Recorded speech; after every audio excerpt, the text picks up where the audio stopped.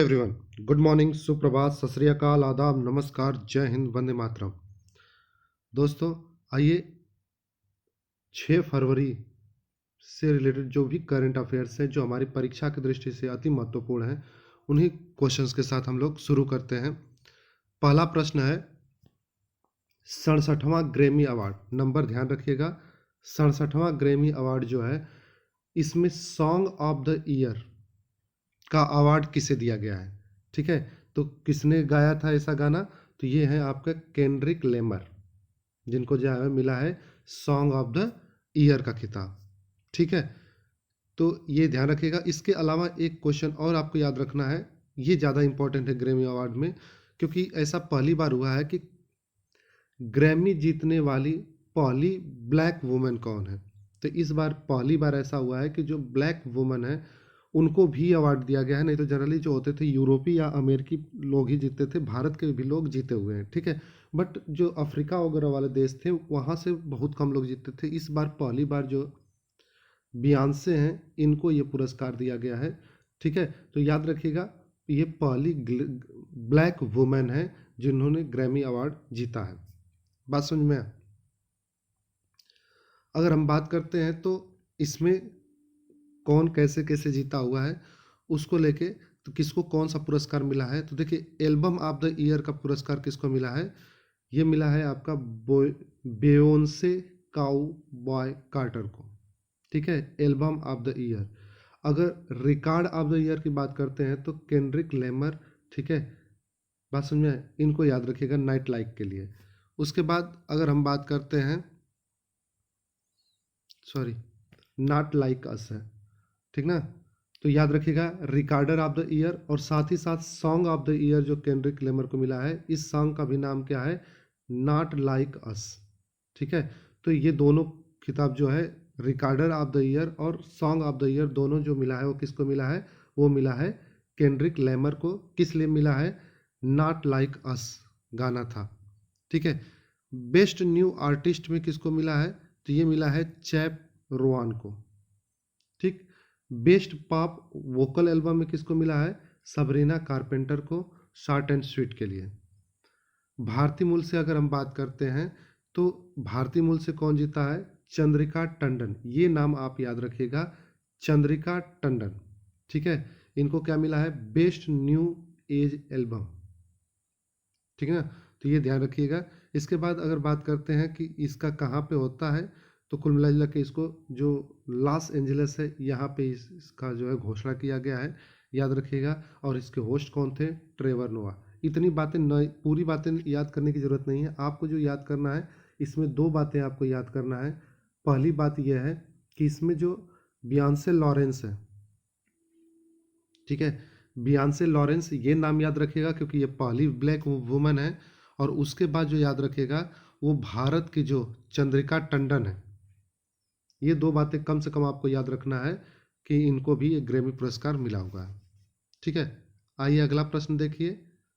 अगला है पहले विश्व पिकबॉल 2025 का खिताब किसने जीता है?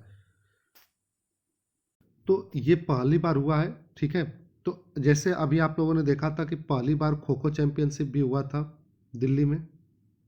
ठीक है, और इसको जीता भारत ने था। ठीक है, मेल और फीमेल दोनों कैटेगरी के अंदर भारत ही जीता था, याद रखिएगा। और ये जो आपका हुआ है पिकबॉल 2025, ये भी याद रखिएगा पहली बार हुआ है।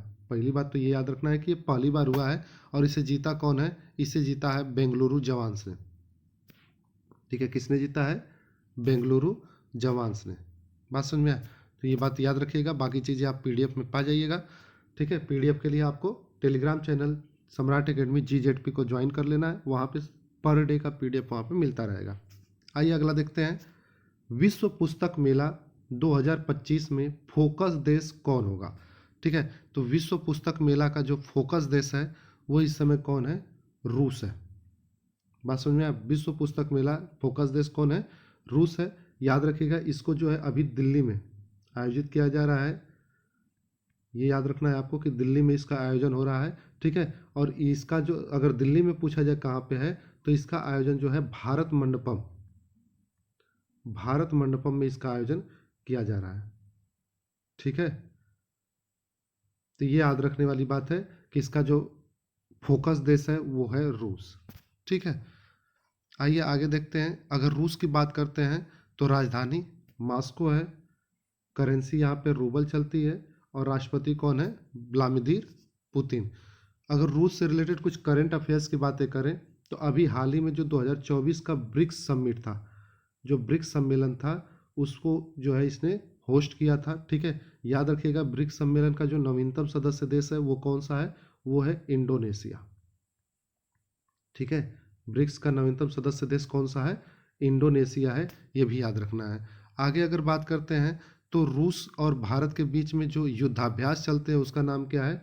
उसका नाम है इंद्र और एविया इंद्र। ठीक है, भारत ने अभी रूस के साथ एक समझौता किया है, किस पे? यस 400 या AK-203 पे। ठीक है, तो यस 400 को ज़्यादा ध्यान रखेगा, इसके साथ समझौता रूस के साथ हुआ है, इसका समझौता। बात समझ में आया? उसके बाद आगे अगर बात करते हैं तो भारत का एक और समझौता हुआ है रूस के साथ एयर डिफेंस सिस्टम में। ठीक है, किसके साथ हुआ है? एयर डिफेंस सिस्टम में। ठीक है, जैसे इजराइल है उसका एयर डिफेंस सिस्टम का नाम क्या है? आयरन डोम। उसी तरीके से भारत भी एक एयर डिफेंस सिस्टम मजबूत बनाने के लिए रूस के साथ समझौता किया है। ठीक है, और अगर बात करते हैं 2025 के लिए रूस ने जो है 126 बिलियन डॉलर सैन्य खर्च पे, क्योंकि आपको पता होगा कि यूक्रेन के साथ उसका जो है संघर्ष चल रहा है, तो इस वजह से उसने जो है सर्वाधिक खर्च करने के लिए यहाँ पे 126 बिलियन डॉलर सैन्य खर्च की बात की है। ये बात याद करने वाली है कि रूस ने 2025 में मुफ्त में mRNA जो कैंसर का वैक्सीन है उसको लॉन्च किया है, मुफ्त में। ठीक है, mRNA से रिलेटेड जो कैंसर है उसकी वैक्सीन लॉन्च किया है। ठीक है, और अभी हाल ही में इसने क्या किया था, जो काला सागर में तेल रिसा हुआ था उसके कारण जो है अपने यहाँ आपातकाल भी घोषित किया गया था। ठीक है, तो इतनी बातें आपको याद रखना है, और जो सबसे ज़्यादा इंपॉर्टेंट है वो याद रखेगा कि जो तमिलनाडु का कुंडलकुलम में है, ठीक है, यहाँ पे जो एक परमाणु ऊर्जा संयंत्र बनाया जा रहा है उसके लिए उसने क्या किया है? 320 टन रिएक्टर खुद भेजा है। ठीक ना, तो तमिलनाडु के कुडनकुलम गांव में जो इलाका है, जिला है, वहां पे एक परमाणु संयंत्र बनाया जा रहा है जिसके लिए उसने क्या किया है? 320 टन का रिएक्टर पोत भेजा है, ये याद रखिए। अगला प्रश्न देखिए, भारतीय सेना और किस देश के बीच 13वां संयुक्त सैन्य अभ्यास एक्विवरीन शुरू हुआ?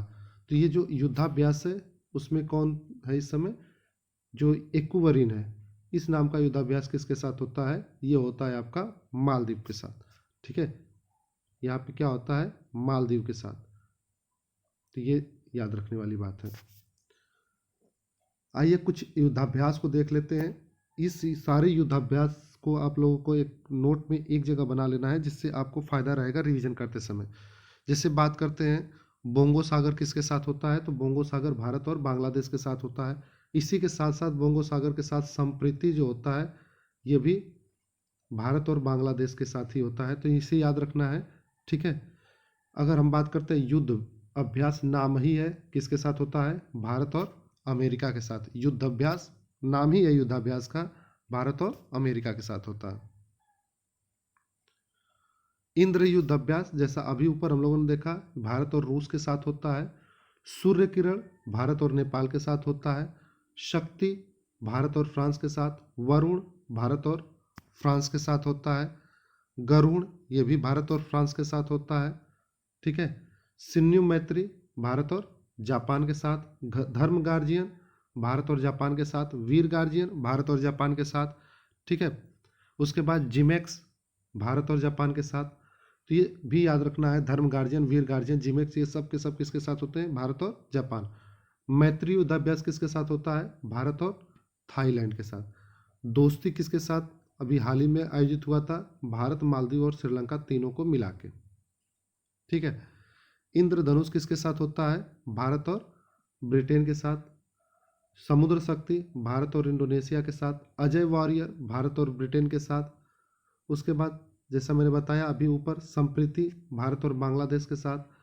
कोंकण युद्धाभ्यास भारत और ब्रिटेन के साथ। एक्विवरीन अभी क्वेश्चन में था आपका, भारत और मालदीव के साथ।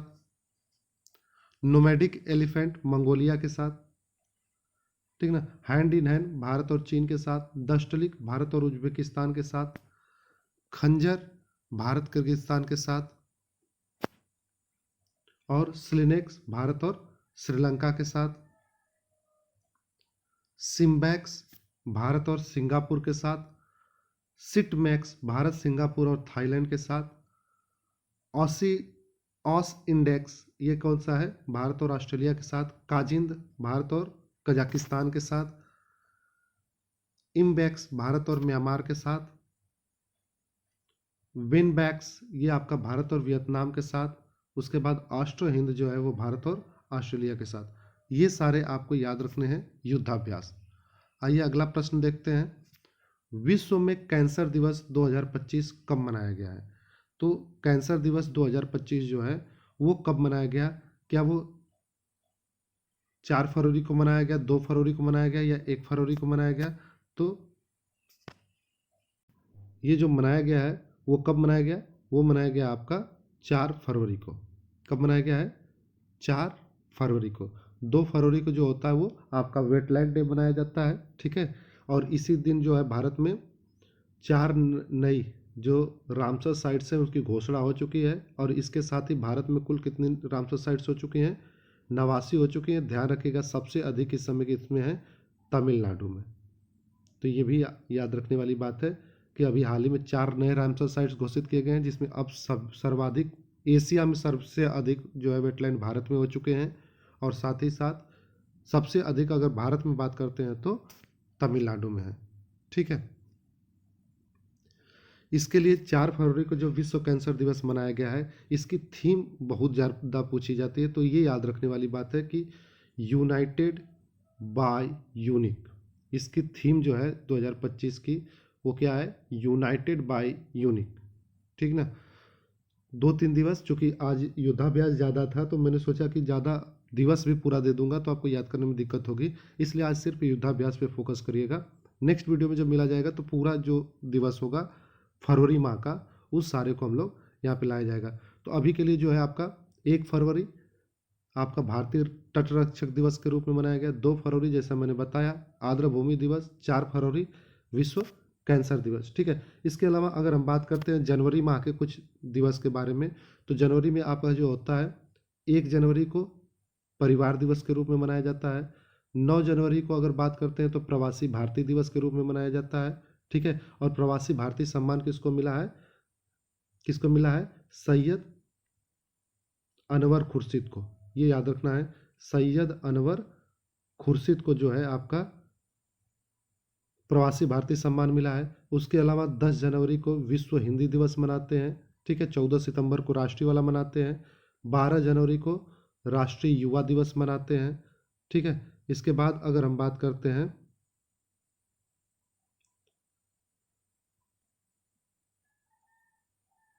15 जनवरी को, ठीक है, तो 15 जनवरी को सेना दिवस मनाते हैं, ठीक है, थल सेना दिवस है। उसके बाद 16 जनवरी स्टार्टअप डे, 20 जनवरी पेंगुइन डे, ठीक है, 23 जनवरी पराक्रम दिवस। और पराक्रम दिवस में इस बार जो है पुरस्कार दिया गया था आपका सुभाष चंद्र बोस जो है आपका आपदा प्रबंधन पुरस्कार 23 जनवरी को दिया गया था। और ये किसको दिया गया था? ये आपका दिया गया है इनकोइस को। इनकोइस संस्था है, ठीक है, हैदराबाद में मुख्यालय है। इसको मिला है आपका 23 जनवरी वाला, बस उनमें। उसके बाद 30 जनवरी को शहीद दिवस, शहीदी दिवस या शोक दिवस जो भी बना लीजिए वो मनाया जाता है, ठीक है। जैसा कि 2 फरवरी को मैंने बताया वेटलैंड डे मनाया जाता है। और 4 फरवरी को जो मनाया जाता है वो क्या होता है? आपका कैंसर दिवस। तो ये कुछ दिवस हैं। उसके अलावा पिछले वर्ष जो है कुछ दिवस और घोषित किए गए थे, जिसमें आपका जो है 24 मई को कौन सा दिवस मनाया जाता है, ठीक है। उसके बाद 25 जून को कौन सा दिवस मनाया जाता है, ठीक है। 11 जून को कौन सा दिवस मनाने की घोषणा की गई है। ये तीनों जो होगा आप बताएंगे कमेंट बॉक्स में, ठीक है, क्योंकि नए दिवस थे। उसके अलावा 23 अगस्त ये भी आपको याद रखना है। इसके अलावा 17 सितंबर, ये जो है 5 आपको याद रखने हैं कि इन पाँचों में 24 मई, ठीक है, 25 जून, 11 जून, 23 अगस्त और 17 सितंबर, ये पाँचों जो हैं पिछले साल पहली बार मनाए गए हैं, तो इनको किस दिवस के रूप में मनाया गया है, ये कमेंट बॉक्स में आप लिखिएगा। आज के लिए इतना ही रखते हैं, मिलते हैं नेक्स्ट वीडियो में। तब तक हंसते रहिए, मुस्कुराते रहिए, पढ़ाई लिखाई करते रहिए। Bye bye.